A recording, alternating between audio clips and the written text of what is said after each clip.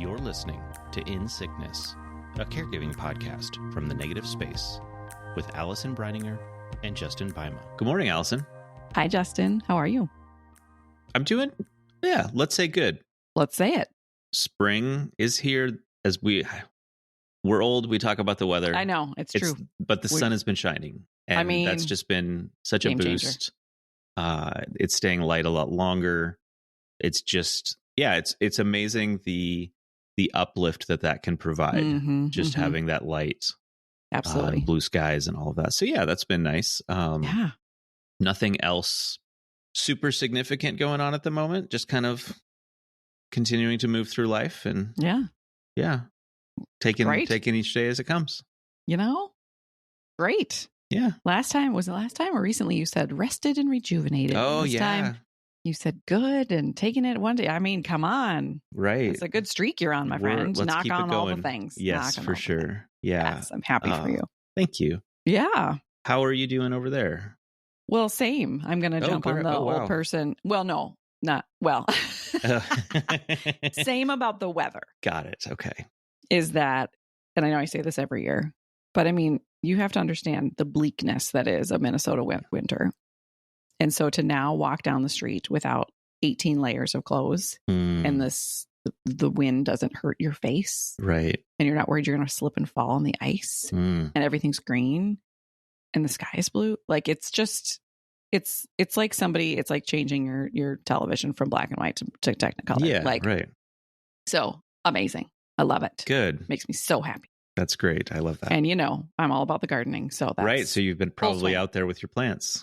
I'm trying, except you're supposed to wait because of the pollinators. And so, okay. But then like this big old bumblebee like flew into my house. I was like, dude, I've been waiting. I've been like holding off for you. So clearly you're awake. If you're awake and in my house, that means I can start gardening. Let's go. So anyway, that's great. And I would say on the caregiving side, things are pretty, knock on wood, quiet. Okay. So great. That's pretty good. Mm-hmm. Yeah.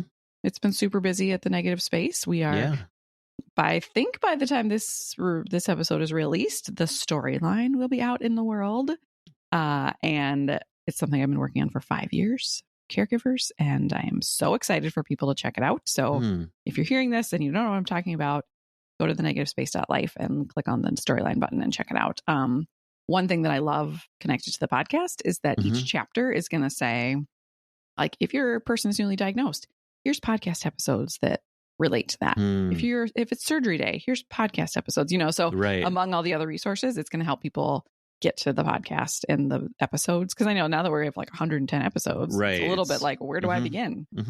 So anyway, that has been a huge thing I've been working on and I'm so excited for it to be in the world. Very exciting to see that finally coming to fruition. So yes, thank excited you. for you on that. Thank you. Yeah. And this week I got to go to an event where I got to speak to a group of, it was oncology staff at a local hospital. And it was like a staff appreciation dinner. And then I was their speaker. And afterwards Sean was there as well. And we were talking to this thoracic surgeon. Okay. And he himself is a cancer survivor. He had salivary gland cancer a few years ago and is now in remission.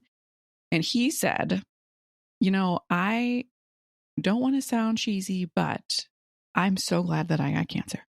And he said, it just has changed my perspective on life. And he said, I think that we often are too afraid of death. And he's like, but when you're in a moment where you're kind of staring it down, it changes everything for you. And I'm so glad that this happened to me. And so, and I've heard that from people before. And Sean and I've had this conversation before, and I just thought it would be an interesting conversation. I mean, it's a little bit a moot point, right? So it's a little bit just fantasy land, but I think it's an interesting conversation. And actually one day in the support group, I feel like we went down this rabbit hole of this conversation.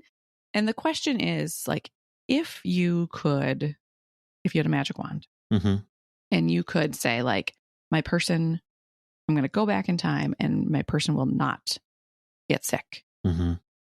Would you wave that wand? So that's what we're going to go into today.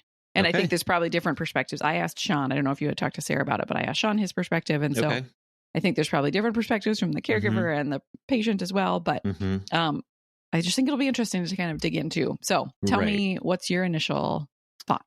Yeah, my initial thought is I would not have us go through this again, mm-hmm. or go through this if I could go back in time, is like the knee-jerk reaction. And you know, part of that feels like, and again, it's a moot point, but by saying, you know, I would do this again, it's like I would have Sarah suffer like that again. Sure. And that doesn't feel right for me to say. You know? What if it's not again? It's not like, oh, we're going to rewind. Right. And either do it again and live through it again, or we're going to go on a different path. It's just like, not do it. Do you know what I mean? Like, I don't want to say like, we're going to go through it again. Like, that's different. You know? It's just sort of like, if you could have at that moment years ago taken a different path, knowing that this is what it was like, would you have taken that different path then? Does that make sense? That makes sense. And I feel like the initial answer is still the same. Is just, I mean, those were really, really hard years. Yeah. And to not have to see her suffering through that, for her not to have to suffer through that. And I'm speaking like we often do as caregivers, like my thoughts immediately go to the person I was caring for. Sure. And her experience through that. Yeah. Not my experience through that. Initially is kind of where that goes, right? Sure. Yeah. And like, so that's where my mind goes. But I also acknowledged that this podcast would not exist. Yeah. This friendship would not exist. Right. Which would be a huge loss. Right. And I recognize that. And so it's, and then you start feeling a little conflicted about which way to go on something like that, because I think that I am a different person having gone through that. 100%. Like, I think it's probably by far the most likely outcome from going through this is like, you are a changed person. Probably maybe not for everybody, but you know, more aware of other people's suffering, more aware of what people are going through, more empathy. And also sometimes just more appreciation for like the small wins and the like the one good day and that kind of thing. Yeah. So yeah, I still feel conflicted about it, but I'm excited to talk about it and kind of hear maybe your perspective, some other perspectives, and kind of round out kind of my thoughts on this, I guess. Yeah.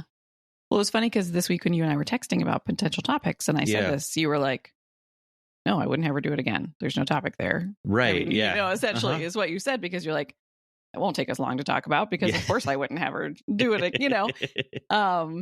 But I think it is, and as I think you're starting to realize, like, it's more nuanced than that. Right. And so I wonder too, you said you went immediately to her.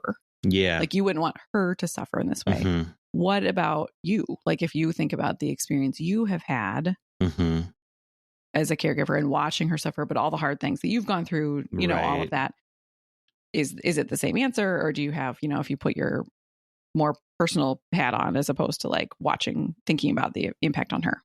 I think it's still the same answer. I mean, for me personally, those were hard years. Of course. I was running on empty, running on fumes, completely exhausted, treading water furiously.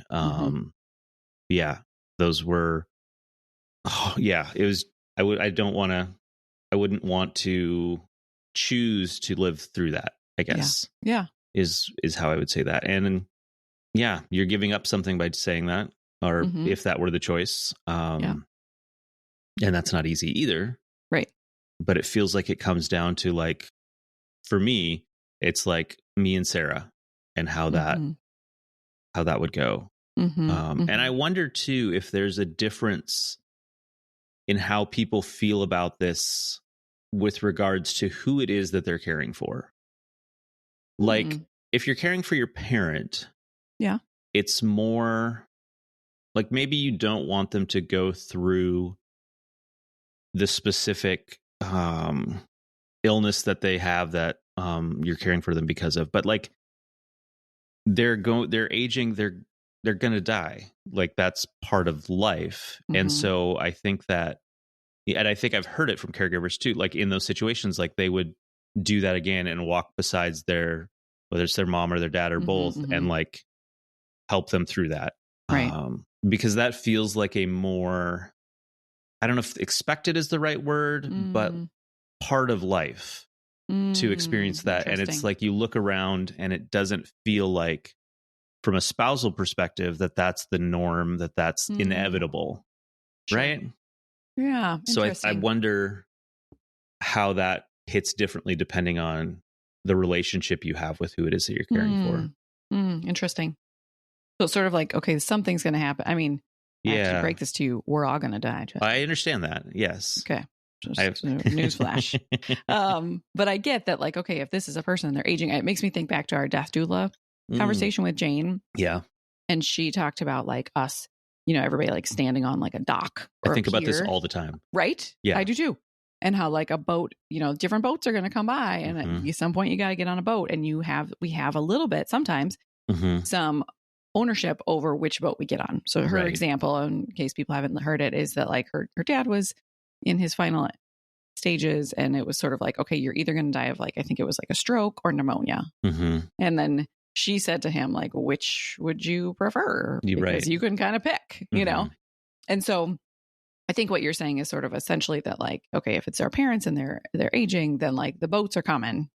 We are going to stand on the dock with them. Right. Yeah. Right. Yeah. So that's interesting. And I know that I think about like our friend Aisha, who was on and whose parent died, with some, I think, dementia related thing. Yeah. I think there's ways that it's like, I would not have chosen this boat. Right. This was a terrible boat to be on. You know what I mean? But that's an interesting perspective. I wonder, do you ever think about I'm going to pause for a second. Did you ever see the movie Sliding Doors? No. Okay. This used to be my favorite movie. Okay. Gwyneth Paltrow. Okay. This was like out when I was in college. So you young people listening, sorry about that. But anyway, like essentially she like runs to catch the subway. Okay. And misses it. Okay. And then off she takes the next subway. And then it goes and it backs up. And then she runs and she catches the subway. Okay. And the whole movie is like, what happens if she catches the subway versus what happens if she doesn't catch the subway? And you're seeing both storylines like simultaneously. Oh, wow. Very cool. I love it. Yeah. So anyway, do you ever stop and think about like, if Sarah had never gotten sick, this is what today Justin would be like. This is what life would be like today for you if that hadn't happened. Yeah. And I think where I see that and feel that is like when I'm with my peers and and who have kids. And had Sarah not gotten sick, I think we would have kids. Yeah. Which is something we very much both wanted. And also I feel being able to now experience the 30s were pretty rough. We'll skip the 30s, but our 40s now, as Sarah's doing a lot better. Yeah. To experience that without kids and seeing the busyness and all of that our peers are experiencing, and we don't have that. Like, it's another, like, would I go back and choose that path? I don't know, but I can appreciate now the time that we have to spend with each other without all of the like running them to extracurriculars and all of the things that come with having children. I can appreciate the path that we have ended up on, if that makes sense. But I do think about, what would it have looked like otherwise? Right. And it would have been very different. Yeah. Because that's what I sometimes think about. So like before Sean was diagnosed, he was the regional director of this nonprofit. He was like climbing the ladder. I was climbing the ladder in this education nonprofit I was working in. We had Maya was 3-4 years old, and we had just started the paperwork to adopt 2 more kids. That's right. From the from the Congo. And so I think when I think about the busy, that's what I think, like we would have just been like full steam ahead, right? Because that's what the world tells us to do. So I think he would have kept climbing. I would have kept climbing. The house would have been full of children. Do you know what I mean? Which in some ways sounds like, wow, the American dream. Right. And something that and this is not me bright siding, this is like legit, like in perspective, like thinking about those 2 versions. I think about like the three of us, Sean, Maya, and I are so close. Yeah. And our life is slow paced. And it sort of has to be, right? Yeah. And I think the pace of it has meant that he and I are much closer, that he and Maya and I are much closer, that, you know, our days and our lives are more like intentional and slow. Yeah. And we appreciate, like, every time I see the two of them together, you know, having a lovely moment, like it's like this beautiful, beautiful thing for me. Yeah. That I think I wouldn't have appreciated. And so I think we would have just been this like harried rat race, like boom thing. Yeah. And I'm kind of glad that we're not, you know what I mean? I feel like I'm glad that the road, because I don't think we would have intentionally been like, oh, that feels too busy. We would have just like done the thing that people do. That everybody's doing. Yeah. Right. And so I think instead I kind of appreciate that we have this slower life. I mean, I don't like why. Right.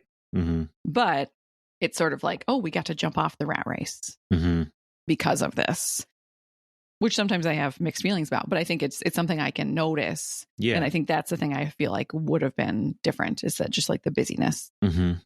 And instead it's quiet and connected and more intentional, which is beautiful. Yeah. And I love and I appreciate, you know?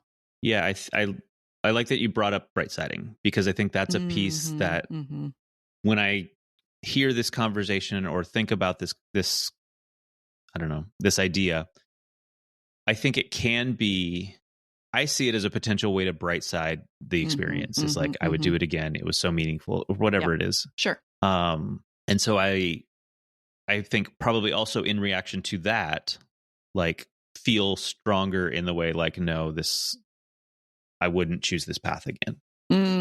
Because you don't want to hop on the bright It's kind of reactionary to that a little bit. Yeah. And I even just thinking about, because part of this is we're talking about, you know, not benefits to this life, but like things that we appreciate, that we are aware of now, or who we have things about our personalities that are different now that we can appreciate. Talking about like appreciating things that resulted from such pain. Right. Like, I don't know, like my mind doesn't want to hold those two things at the same time. Right. And I think we're talking about like these two opposing sort of things that it's okay to hold both at the same time. Yeah. We can acknowledge that this is a horrible illness that our person is going through, and this is just bad. Yeah. And you can recognize that our life is slower. We spend more time together. We are closer. And that's lovely. Yeah. And and I get hung up in the tension between those, I think. Yeah. Yeah. And I think I'm glad you said we can hold them both, right? Right. Like, we don't have to choose. Yeah. Because I think when I think about our personalities, I think that's a huge thing. You know, like you said, I think caregivers or people who have gone through this kind of thing are more empathetic. They get it. They, you know, their eyes are kind of wide open. They're more supportive often of other people. We're just more wise. You know, I think about, I mean, Sean, like, people say that Sean is like, people like to say, like, the veil is thin with this one, right? Like, he is kind of like the closest thing to a mystic that you're going to meet on this earth. And all of that is from the suffering. And so we actually last night got to see John Baptiste, who's one of my favorite musicians. He's incredible. And his wife, Suleika, has written 2 books. And so it was her book tour, but then he was there with her, and it was really beautiful. So her books are about the fact that she has gotten leukemia now 3 times. Oh. And she's younger than me. Wow. And so the first book was called Between Two Worlds, and it's about her bone marrow transplant. I started trying to read it once, and I was like, can't.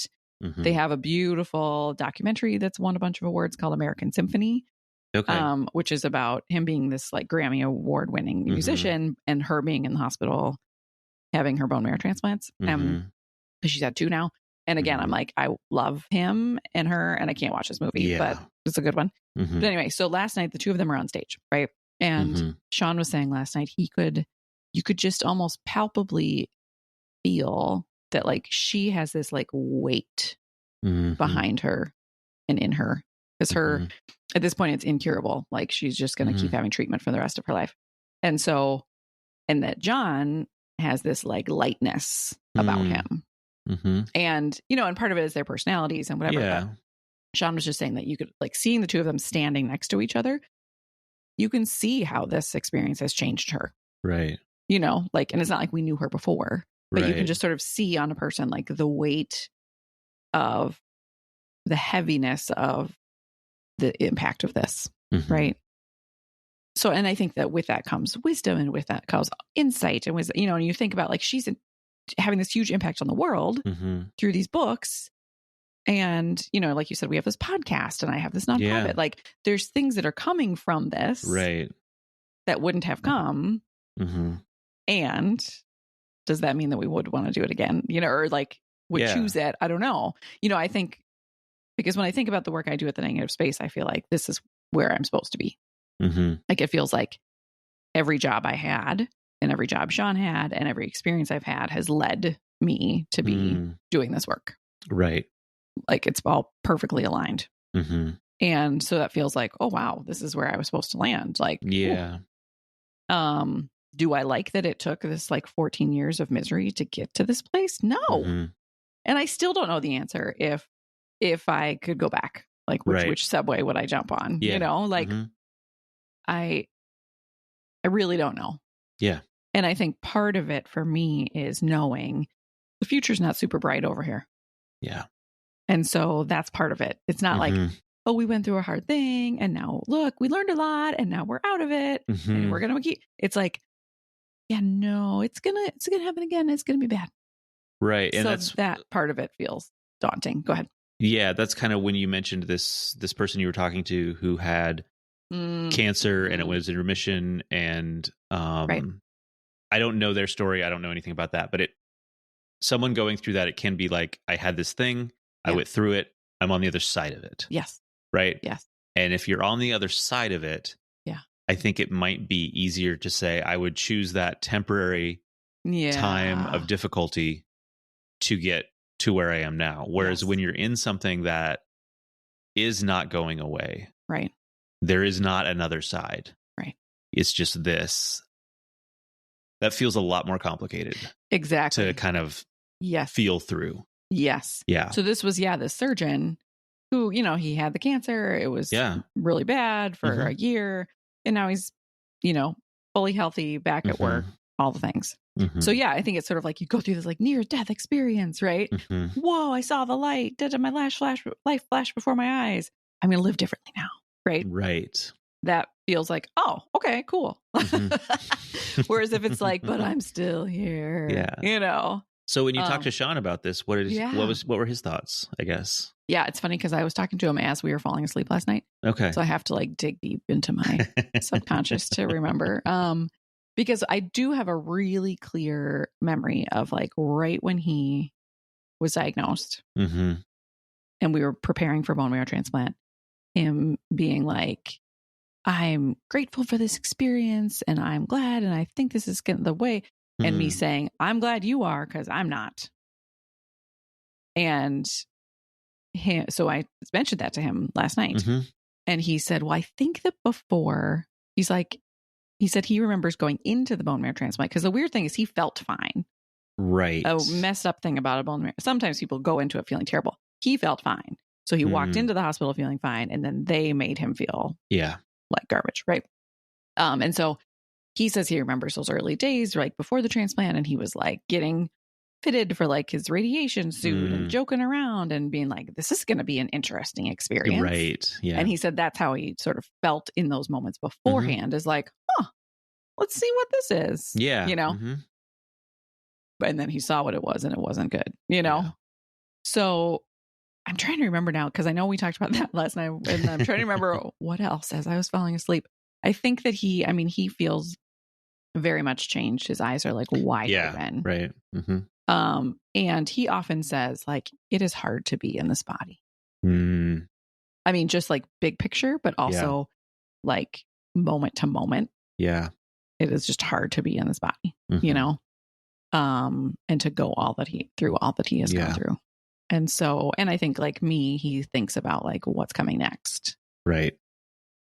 So, I don't know his definitive answer, but I think he has gone in and out of that same thing of like the suffering has been terrible and it's given him this wisdom and perspective. But I think even sometimes that can maybe feel like a lot. Yeah. His eyes and his heart are wide open. And sometimes it's like maybe easier to walk through life a little less aware. Yeah. Aware of the suffering and aware of, like you think about the people who you're like, oh, they just don't get it because they haven't gone through it. And you're sort of like, man, that kind of ignorance sounds awesome. Right. Like I just wish I didn't know what it felt like. Yeah. It's like, you can, on the one hand, appreciate your new perspective, but on the other hand, be like, well, but also I never asked for this. Yeah. Kind of, Right. Yeah. Yeah. Right. Do you think, have you ever, and Sarah, ever had this conversation? Do you think I'm trying to think if we have, and I can't think of a specific conversation, but I feel pretty confident that she would, the sense I get is that she would not want to go through those years of being in bed and all of that pain again. Yeah. I mean, those were horrific years for her. Right. And wouldn't want to have to go through those years again. And she's doing great now. Right. Yeah. Well, again, if it's and I don't know if that's asking her to do it again, right? It's just saying yes. Do you feel like this path? Would you have chosen this path versus a different path? Right. And we certainly have talked about around kids. Yeah. Like we both now feel like we would be so tired if we had kids.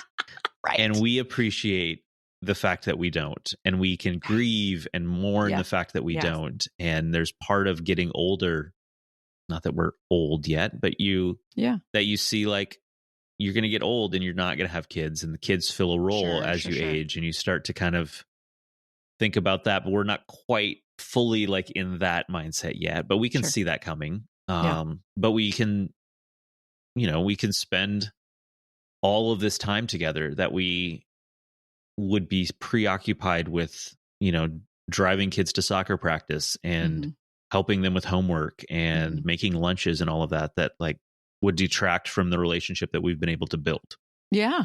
In a really beautiful way. So I don't know. Yeah. Which way we would go again for sure. Or not which way we would go, if we would choose this path again. Sure. Is that what the right way? I'm trying to remember. Yeah. I hear you. Yeah. The framing, but. Sure. Well, and I wonder too, when you say you're tired, right? Because I'm the same. But like, would we be this, I wonder, would 45-year-old Allison be this tired if she hadn't just gone through this in the last 14 years? I don't know. I don't know how much of my weariness is because of what I've gone through. If how much of it is because I'm 45, or if I would be tired because I would have had 3 kids and a big job. You know what I mean? Like, who knows? But I think that's something that I've been thinking about a lot lately. Is I just feel like I'm tired. Just big picture. Like I see people out there and they're like running a marathon or they're whatever, and I'm like, what? And I just think, am I just tired because I'm the same? Like what are the things, and I'm like, because I have spent the last 14 years, like living like 85 lives, and so we were talking about this at support group the other night, and I said that, and someone said, Allison, you're running just in a different way. Yeah, that's true. I was like, that is true. Yeah, that is true. I need to stop comparing myself to the runners, the physical runners, Yeah. So I also think about my anxiety and depression and how I've experienced that through this caregiving journey. Certainly, like I started therapy before Sarah got sick because of my anxiety. Okay. And so like that's something that I've always been so grateful for, that before life got just out of control, like therapy was a thing that I was doing. Yes. And so it wasn't like I had to get the energy to start that. It was in place when I started Eric started getting sick and all of that. And that just, I've always been extremely grateful for that. Yeah. But yeah, certainly caregiving provided ample fuel for my anxiety. Yes. And depression as well. And so, you know, I've experienced both of those prior. Mm-hmm. I've certainly experienced those during. Yeah. And in this new kind of after period that we're in at the moment, like I've deeply experienced them as well. Mm-hmm. And so, like, would I have, you know, I spent a lot of years just kind of trying to stay afloat, not necessarily managing my anxiety that well during caregiving just because of all that was going on. Would I don't know, be better with my tools for dealing with it? I don't know. If you hadn't gone through if caregiving? If I had more, but we would have had kids. That would have been intense. Right. So I don't know if that's the way it would have gone, but it just, I don't know. And that gets me to kind of the ways that I suffered through it, right? Mm-hmm. We were talking earlier about like seeing our person suffer because this is the path that we're on, but also we have suffered.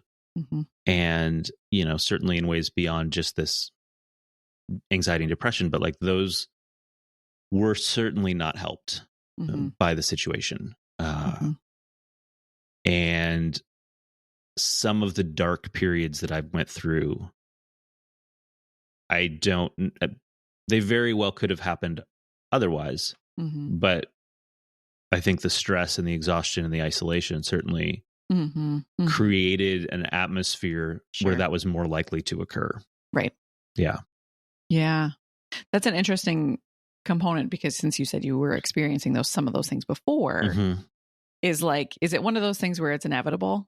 Right. And it would have been like the kids or the this or the that would have, you know, increased those or not. And, you know, we don't know the answer to that. I think about in our last episode, we were talking about tools in our toolkit around when we feel like everything's unanchored, unmoored. And I know that we said that like all the things we were talking about are things that can be helpful to anybody. Right. But we have in some ways, because our caregiving is so intense, it's like pushed us to the edge to needing some of these tools. Right. And so I feel like my toolkit is like enormous because I've had to get to a point where I'm like, I can't keep doing it in the same way. Something's got to change. And so like I've gathered all these tools and things because of the hard stuff. Right. But then that being said, like things like we have this podcast, we have this beautiful support group, we have all these things. And also like, I wish I didn't need them. Yeah. You know, like I'm grateful and I wish that I didn't need to have a podcast about caregiving. Yeah. I wish this could be a podcast about gardening or something else. Right. Or like, I'm so glad we have the support group and it's available to people. And I wish that none of the people who came to that needed it. I'm so glad I know them. Yeah. And I'm glad I know you. And I wish we could all just hang out and just like have a beer and talk about plants. But like, you know, like I wish. And birds and other topics. Right. And I wish we didn't need it. Yes. You know, like I wish I didn't need a full toolkit to get me through the day. Yes. I wish all of those things. And I think a lot about like the long-term impact that all of this trauma has had on my physical and mental and emotional being. And for me, like aging feels really scary. Yeah. Because I just feel like I'm doomed. Right. I mean, and part of it is like I do presentations in which I share really scary statistics that are true about caregiver well-being. But I just feel like when I look ahead to me at like 65, I'm like, am I going to be around? Am I going to be hunched over? Am I going to be like, what are like, like I said, I've lived like 85 lives in 14 years. And so I just think about like how that's not just impacting those 14 years. Right. But how like 65-year-old Allison and 85-year-old Allison are going to be because of the thing that I have gone through. Right. And I'm going to keep going through more. Right. Like that's the other thing is like, it's not done. Not done. Yep. So like you haven't directly asked me the question yet, but I'm just sorry. It. Yeah. No, it's go fine. For it. Is like, and I don't know we'll see what answer comes out of my mouth, but I think I think I wouldn't choose it. Yeah. You know, as much as there's like beautiful, beautiful things and all of that, I just feel like in what right mind would I be to say, this is what I would choose? Like what, how? Yeah. Like, you know, and I'm not even saying doing it again. I'm just saying like to say like, okay, this is the path, you know, and saying like, yep, that's the one I want. Like in what right mind would someone choose that? Yeah. I think that it's like, yes, I'm absolutely wouldn't choose it. And I could say, okay, if this is the path that I am on and have to be on, I'm glad I know Justin. I'm glad I have this. I'm glad this. And like, screw this path. You know what I mean? Like, yeah, I think that's where I'm landing right at this moment, you know? Yeah. I'm wondering about a reframing of this question. And it would be more for situations where, I guess it feels like in our situations and in a lot of situations, like, yes, we chose to be a caregiver, but it also like, not that it was an obligation or that it was expected, but when it's your spouse, like you're going to show up for them. And there's outlying cases, sure, but yeah, if Sarah got sick, I was always going to take care of her. Sure. Right. But there are situations where maybe it's a friend, maybe it's a parent and there's multiple siblings or whatever. Sure. And it's more of an active choice on the caregiver's part to walk alongside that sick person and support them through this journey. Yeah. And I wonder how the question hits differently for that. Because in that sense, I think when we try to answer the question, it gets so tied up in the suffering of the person that we're caring for, and that somehow, if we say that we would choose this path, we're choosing our person to go through suffering. Right. And that just doesn't feel right. But if it's inevitable and it's someone that we're choosing to step in and like support them through it, like, would you do that again? And I mean, I think that even that can apply to like a spouse. Like if Sarah was going to get like, I didn't have to, like there are people who leave when their person gets sick. Like I'm not going to judge every situation where that happens and like, get into all of that. But like I stuck around and I took care of her and I would do that again. 100%. Sure. Right. Yeah. For all the reasons. Yeah. Right.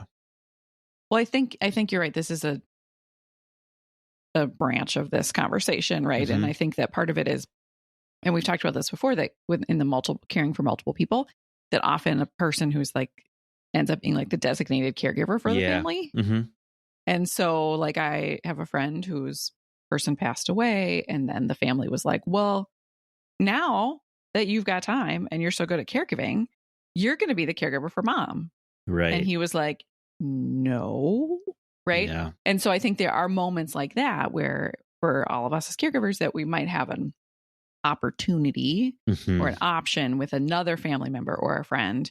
And I think that our caregiver heart often wants to just jump in and be like, well, of course I know the suffering and I know that I'm the best person to do this. And that doesn't mean that we need to choose to do that. Yes. And so that's a different, like, if it's like, okay, the person's going to be suffering, but someone else can do that. Yeah. You know, there's someone else. It doesn't have to be me. And I think that's kind of a different, a little bit of a different road, you know? I think even about Maya. So Maya is now 18. Yeah. And she herself said she was so young when we started this. It seems like she was. I guess she would have been 15 or 13, which isn't that young, but yeah. I know. Now she's like technically an adult. Yeah. But she said recently, because she came to Minnesota when she was 2.5. Yeah. And then 1 year later, he started having symptoms. And then 1 year after that, he was diagnosed. Right. So she was 4 when he was diagnosed. And so she has said, like, her whole life, this is what she's known. And she said recently something about like that, because Sean is so like emotionally, like his emotional intelligence is like off the charts, right? That has like really impacted her in her life. Yeah. You know, and she is more empathetic and she is more aware and she is more sensitive and all of this because of the things, right? The the life that she had. Right. And so I think too for her, and I should ask her, it would be interesting to see what she would say. I would bet she would tear up and say, I would never want my dad to have to go through this. Mm-hmm. But it's just, if we can, again, bring it back to like for her and her life. Yeah. Like how her life would have been different. And I think it's probably hard for her to even picture, but I just do think about like the closeness that the three of us have and the amount of time that we have been able to spend with her because the way our life is, where you might think like, oh, she wouldn't get as much attention because of all this, but actually, no, I think she probably got way more attention because of our life. And so it would be interesting to think about that. But I even think then, okay, like as we go out in the circles, my parents moved to Minnesota because of this. And then my aunt moved to Minnesota because of this, right? Like you just think about the ripples and the ripples and the ripples, right? Of all of it. Yeah. I mean, I think back to the bright siding, I think that... Yeah, that's kind of where I was going to go next too. So good. Okay, perfect. I think that people feel like they need to say, and I would do it all over again. Right. Like I hear that so often. Yeah. There's no other place I'd rather be. Right. And so I just want to say to folks like that you can hold the yes and of that, like that you can, sure, if that's really how you feel, that like, yes, of course I would want to do it again. Okay. And you're allowed to say, it was so hard. Yeah. Or there's things that I lost, or there's things that I've missed, or there's things, you know what I mean? Yeah. Or you don't have to say that you would choose it. Like that's an okay thing too. And nobody's gonna, you know, think poorly of you that you you would have not chosen for your loved one to be sick. Yeah. But I think that we all so many people feel like they have to say that about themselves or about their person. Like, well, of course. And if that's what makes you feel better, like if you're bright siding to support your own well-being, fine, go for it. Right. Yeah. But don't feel like you have to, is I guess my point. Yeah. And kind of what I was going to say is, you know, having this conversation, going through this mental exercise, like for me, I inevitably get to the, like, I guess the things that I can appreciate about the life that is now, the fact that I know you, the fact that we have this podcast, the fact that Sarah and I can have all this time to spend together. Yep. All of these things, the fact of who I am as a person that's different. And I can appreciate those things, but that's not bright siding it. And that's kind of where I feel for myself, sometimes there's a hesitancy to fully say, I appreciate this thing of our current situation, because it feels like by saying that, I am bright siding the whole situation. Sure. And I don't know. I don't know if that's something I need to get better at. If I can, it's that we don't have to think of this as either or. This is not a one thing or the other. This is a life experience that is deeply complicated, deeply complex. We have a whole range of feelings and emotions about all of this. Yep. And two things that are at oppositions with each other, we can feel both of those things. We can honor both of those things. Yep. We don't have to try to reconcile them. Yep. I think that's where like my mind tries to like reconcile that and like, okay, how does that like fit into some, I don't know, unified theory or something, you know? Sure. Where that can make sense. Our brains or my brain wants to like get things in order and figure out the like the pattern or, you know, all of that. The math behind it. I don't know.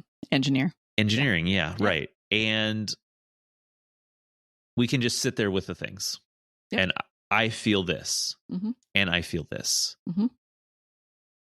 and stop there. Yep. Right. Yep. Agreed. Because again, at the end of the day, like it's a moot point, right? Yes. There are no time machines yet that we know of. And so like, you know, it's more of like you said, a mental exercise. And I think it is interesting to say like, I wonder what would have happened. And I wonder this, and these are things I'm grateful for. And these are things I'm grieving and all of it. Right? Yeah. It's a way to kind of really get in touch with how you feel about the situation and get in touch with how you are, your own emotions and thoughts. And that's can be healthy, I think, to do. Agreed. Yeah. So what about supporters? What about supporters? Let's see. Don't approach this as like, don't talk about something that you went through and how glad you are that you went through it. That was difficulty. Don't try to bright side them based on, you know, look how your life is this way now. And isn't that wonderful that this experience has led you to this? Yeah. because that minimizes everything that happened in the middle. Yep. And don't do that. So I think that's one thing. I think if you're having, and I've talked about this in other contexts too, but if you're talking with a caregiver and you're having a conversation, don't jump to do something to wrap it up in a bow so that you're comfortable. And I think bright siding is one of those things that fills that gap. Yeah. But join them in this like tension of, I feel terrible that my person is suffering and the toll it's taking on them and myself. And I recognize that I see the world differently. I'm more attuned to suffering. I know these wonderful people that I would not know before. Yeah. And just join them in that tension without feeling like you need to tie it up because you feel uncomfortable. Right. Right. Well, I think people could easily say to somebody like you or like me who have quote done something with this hard experience, like, wow, you know, like, isn't it in, I mean, I hope they wouldn't say this, but isn't it so good that this happened, or imagine if this hadn't happened or whatever. Right. And so I think, again, like, even if you're the supporter, like holding both of those, like you said, to be like, wow, you know, you have created this podcast that's helping so many people. And that doesn't negate all the hard things that you had to go through to have this wisdom, you know? Yeah. Yeah, for sure.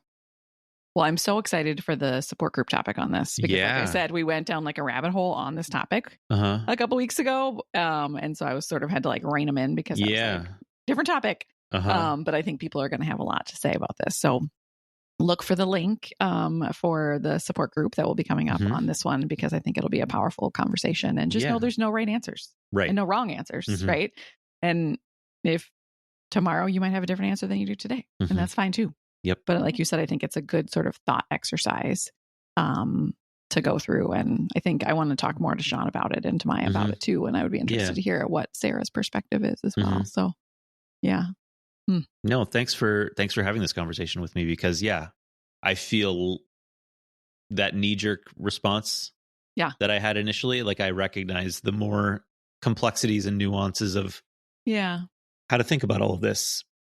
And what that means. So it's been good. Yeah, good. I'm glad that I pushed a little, because you were just like, there's it's like open shut case right here, you know, and it's like, well, it'll be a short episode. Exactly. No, I would not choose it again. Goodbye. All right. Good talking to your friend. I'll talk to you soon. Okay. It's been great. Okay. Bye-bye. Bye. You've been listening to In Sickness. Find us online at insickness.care or on Instagram at InSicknessPodcast. You can send your questions and comments to hosts@insickness.care. If you enjoyed the show, please share it with a friend or fellow caregiver. Thanks for listening, and take care.